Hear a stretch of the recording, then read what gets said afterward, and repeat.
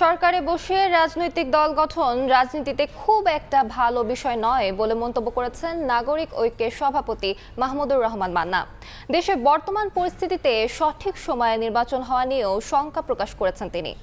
সকালে রাজধানীর পুরানা পল্টনের তোপখানা রোডে নাগরিক ঐক্য কেন্দ্র কার্যালয়ে সংবাদ সম্মেলনে এসব কথা বলেন মান্না। তিনি আরও বলেন, দেশের সামগ্রিক ও রাজনৈতিক পরিস্থিতি বিবেচনায় গণতন্ত্র উত্তরণে সবাইকে ঐক্যবদ্ধ হতে হবে, নিজেদের মধ্যে সমঝোতা বাড়াতে হবে।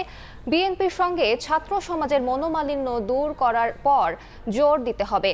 এ সময় বিএনপি, জাতীয় নাগরিক কমিটি, গণতন্ত্র মঞ্চ সহ ছাত্র সমন্বয়কদের নিয়ে বুধবার বৈঠকের ঘোষণা দেন তিনি। পলিটিক্সটা হ্যান্ডেল করতে পারছে না, পলিটিক্স একেবারে ইকোনমিক্সটা হ্যান্ডেল করতে পারছে না।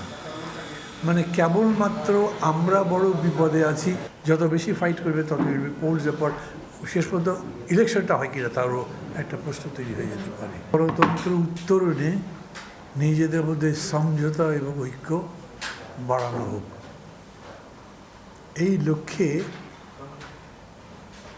আমরা উদ্যোগ নিয়েছি।